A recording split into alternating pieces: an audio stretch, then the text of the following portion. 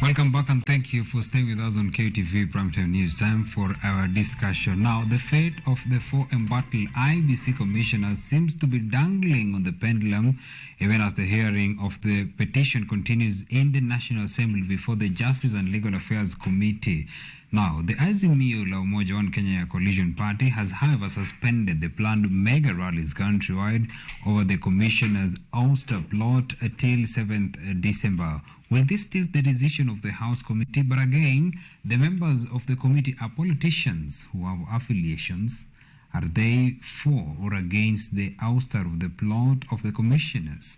The questions are endless and Kenyans are anxiously wanting and waiting to know. And that forms the basis of our discussion tonight. And joining me is Kotonde, who is a senior political analyst. Thank you so much, Kotonde, for dedicating your time for this discussion. Thank you very much for the invitation again. And I believe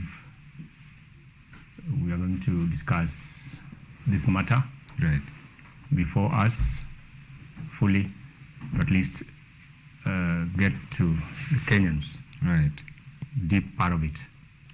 Great. You told me that someone wanted to talk to you. Oh, yeah, sure. I wanted to pass my regards to my mom and my brothers, plus their families, wherever they are. I know they're watching wherever they are now. Mom, I want you to know that you're loved for the gift of life God has given us. Now that we are celebrating the December holiday, I believe we'll be meeting. And also to my brothers, wherever you are, take care of yourself and be good. Finally, we have our nephews and nieces who are sitting for KCC and KCP. We wish you well. And also my very primary school and second school, that is Major Primary School and St. Paul's Legisa Second School. Success in your coming exams. All right. Great, thanks for that. Now, let's get the ball rolling. Now, we're having the commissioners who are set, who are on the hot seat, of course, before the parliamentary committee, that is the JLAC. So you follow the proceedings. What do you foresee as the possibility of the fate of these embattled for IEBC commissioners? Thank you very much for that. The four commissioners, that is Vice Chair Cherera, Nyang'aya, Msit, and Wandera. I want to say clearly that as per what happened on the 15th of August, during the announcement of the presidential results, constitutionalism was not respected by the four. And I believe the MPs under the JLAC are politicians, fine. But Kenyans are looking unto them keenly. They must give us what is really worth, irrespective of party affiliations. We want them to give us the report so that going forward, such mistakes are not repeated again. Yes. So what you've seen on the matter before the Justice and Legal Affairs Committee in the National Assembly, a total of 4 petitions were filed. So and now that you've said that constitutionality was not followed by these dissenting 4 IEBC commissioners. So on where you sit, do you feel these 4 IEBC commissioners concerning what they did, and that is disowning the results that were announced by the chairman, Wafula Chebukati, are they fit to hold the offices that they are holding at the moment? I want to say clearly that in this our great state, Kenya, what has been guiding us is our constitution. And if you check the very, very constitution, Article 1 of the very constitution, it says that the powers of this great state are vested on the common mwananchi. Yes. And the moment an office is given unto you to man it at any given capacity, like the one which was given to the Cherera 4 or the Serena 4, you must take to an account what you do with the office, how you behave with the office, how honest you are in your transactions or in your dealings, and how the level of integrity is bestowed, and seen in you concerning the very office. On the same, Cherera 4, 1, they went against Article 10 of our Constitution. The same Serena 4 did a big blunder by going against Article 73, 1, 2, and 3 of our Constitution, which states on 1, public office bearer, how you behave. 2, the integrity of our very own office. Another one, the behavior on that very, very office. All this checked, and concerning the information which happened on 15th, I am here to say completely and fully that the Cherera 4 completely went against our Constitution. Yes, and therefore I believe the commissioners will automatically, without looking at any side of the coin, give us the best of what it takes, what the law states on a situation that someone has already abused an office, like it happened way back, close to 6-7 years, when Nancy Baraza, the then vice president of the judiciary, she misbehaved at the village market, and the law took the course.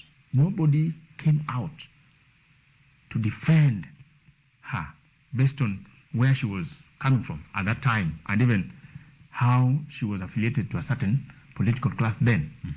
That is what we want to see, so that we are accountable to what and the office we are holding. Right. Yes. So, looking at actually what has been said and what we've heard from the Justice and Legal Affairs Parliamentary Committee, don't you think probably that constitutionally these 4 commissioners could be entitled to a freedom that probably they differ in opinions, because at times, as it is normal in life, that you might disagree to agree. So don't you think probably they could also be entitled to differ in opinions with the chairman of Wafula Chebukati, who was the chairman of this electoral commission? Wonderful. Or at what point is the right for probably a different opinion, differing in opinions, is limited when it comes to probably, let's just giving an example of what we saw with the 4 dissenting IEBC commissioners? What I want to say, and this should get into each and every Kenyan listening to me. The Cherera 4, first, they must know that in everything they were doing and in everything they are enjoying, starting from the salary and the security, everything that they were going through, the benefits that came with that office, it was the taxpayers' money. By virtue that the taxpayers' money was given to them, doesn't mean that other Kenyans could not and were not in a position to be in such an office. They did a very good job right from the beginning by coming together as the 7 members of the IEBC. We started by doing a very credible results for MCS.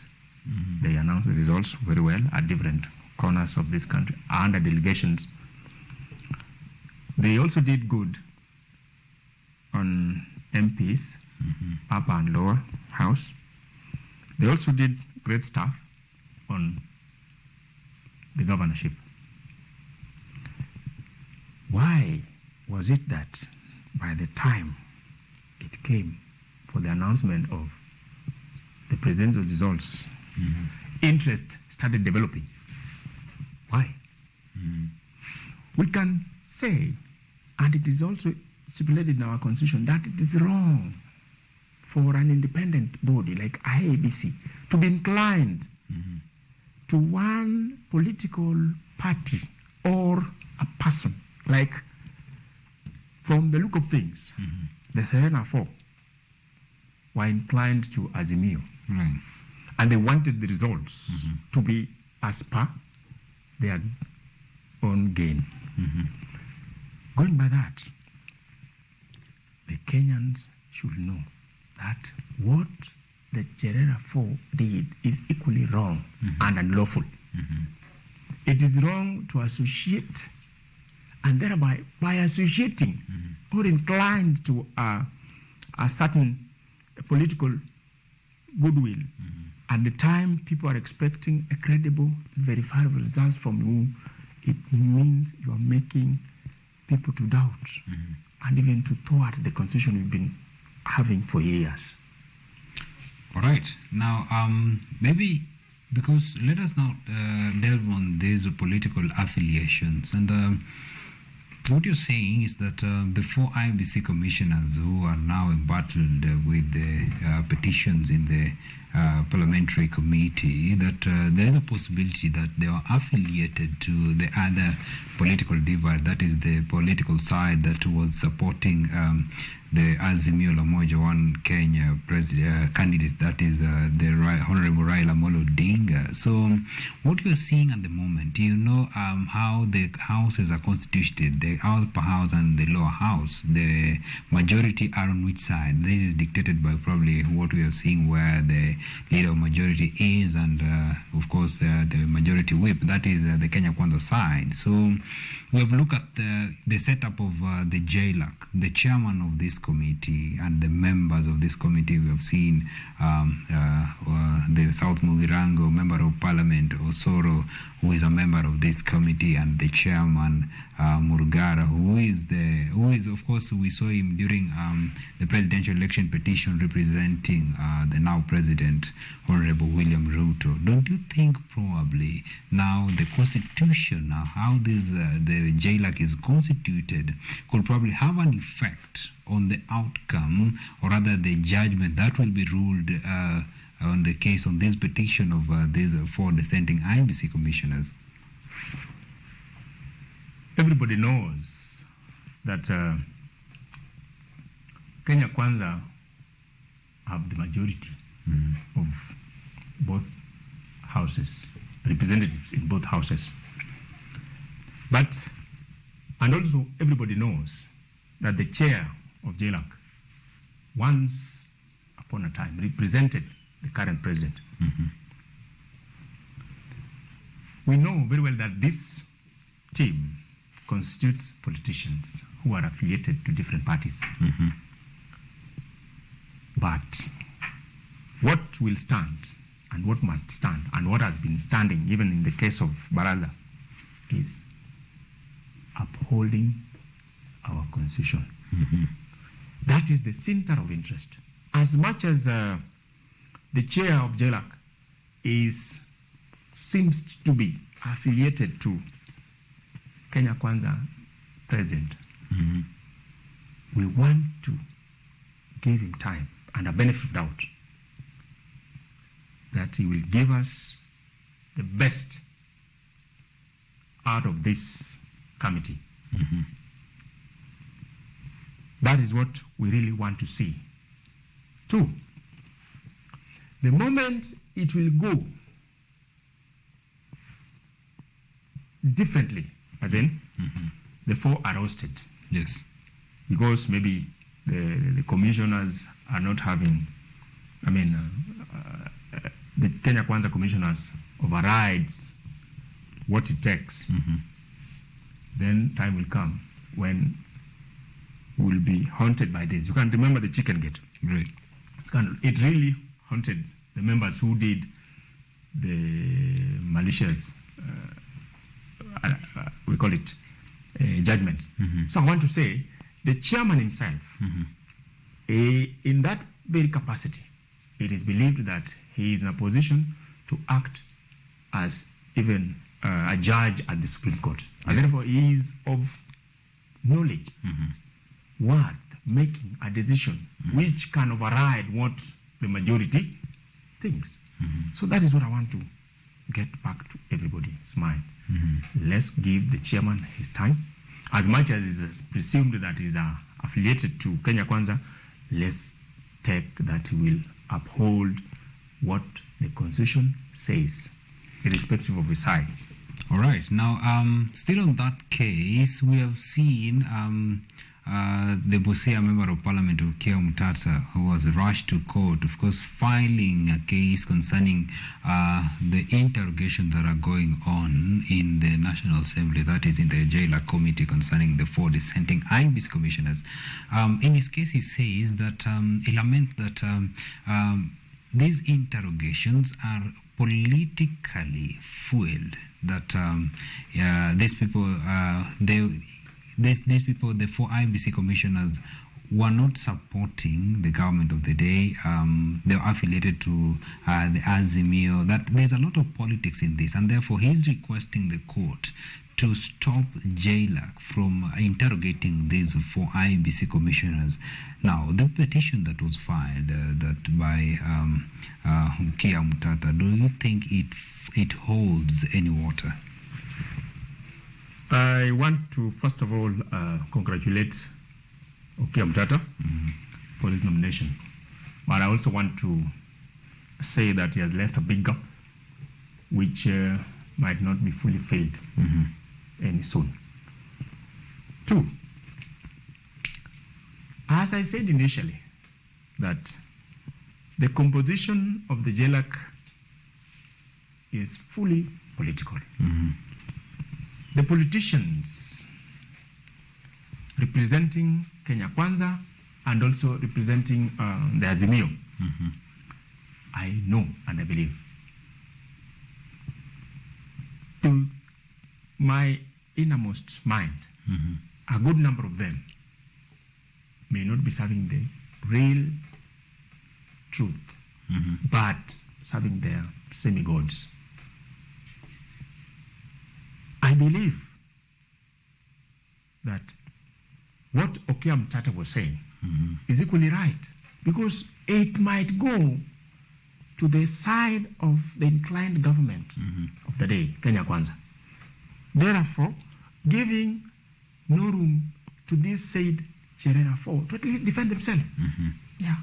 So for me, what he's thinking is right, because as you know, that the chair of IEBC is soon retiring. All right. Gulio is also retiring, and Mulo by 17th of January next year. It is written in the Constitution that the moment the chair is not in place, the vice chair sits on the throne, until the time a fully fledged chairman is restored into that office. Why the rush? That's a question which most Kenyans are interested in knowing. As much as they did a mistake, they differed with the chair, which is right. Why the rush? And the other side of the coin is, if they knew that what the chair was doing right from the beginning was not right, tallying majorly at the National Tallying Center, Bomas, why did they have to decide to walk away instead of engaging the chair and other 2 commissioners? Yet, the very, very commissioners, as the results were trickling in, they were being given an opportunity by the very chair. 1, to tally, to do the verification, 3, even to announce the results publicly. Right. Why did they decide to walk away? By walking away, they are infringing the Constitution. Honesty is missing in them. Integrity is missing in them. Upholding the office with a lot of dignity and honor is missing in them. But again, looking at the press conference looking at the press that was given by the vice chair, that is Juliana Cherera, saying that they don't put blame in the whole process, because now that you're saying really that the chair gave them the opportunity to tally the results, of course, and even to announce the results, which they did throughout this process. Juliana Cherera was saying that why they were disowning the results is that at the tail, that is the very end of this process, there were malpractices, there were things that they could not stand with. And that's what we saw even with the Honorable Raila Odinga saying that at the tail of this process, that is where there are differences which they could not stand with. So what do you make of this, or the whole thing? Because yes, right, at the very, very beginning, they were in one accord. But now at the tail of it, they're saying that things happened that they could not stand with. That's why they disown these results. Like I said, it is always right to have a divergent mind. Even the twins born, raised in the same environment will automatically have a divergent opinion based on something. It was not wrong for the chair and the other commissioners to differ. But just to take you back shortly, then I'll join on that. You can remember our chair, Wafula Chebukati, said that he was visited by the then Jubilee Secretary General, Raphael Tuju, at 3. It's true, and it's in the public domain, that 1, the Cherera 4 also joined, but 1, they wanted the results, presidential results, to be moderated. 2, they wanted the results to be announced in favor of Azimio. 3, they wanted that in case it goes the Kenya Kwanza way, then possibilities of plunging the country into flames could have been high. But now, the moment the Cherera 4 realized that it was not worth standing by what the chair said, then by announcing Bwana Rais Ruto, was it that the only way to express your anger was to go through the press? And if that was the case, then were there other avenues?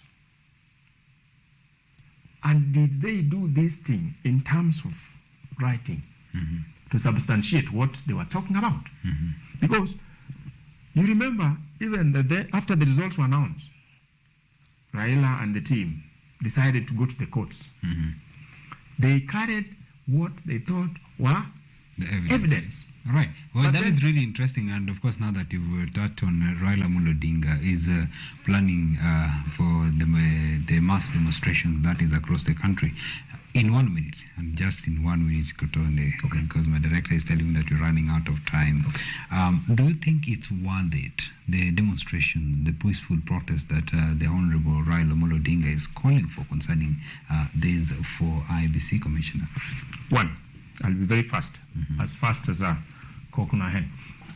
1, it is wrong to call for a mass action or activities on behalf of the 4. 1, because the 4, their families, brothers and sisters, relatives and families, have not called for such.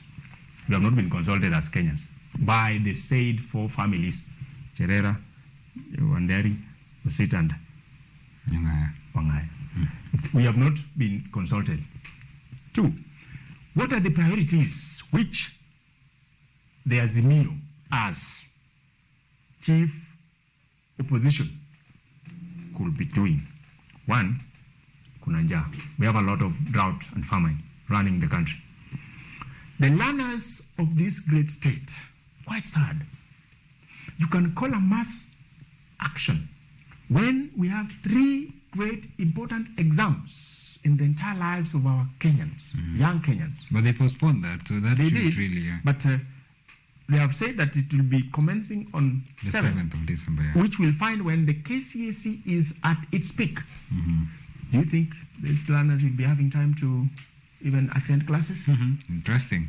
It will not be possible. Therefore, I'm saying, and I'm saying this for free, it is no time to call for mass action. All right. And it is also not right to call these hungry Kenyans to come out, yet they will be fighting directly with the government of the day. All right, interesting, Kotonde. Of course, sorry I'm cutting you short on that, but we'll continue this discussion, of course, later on.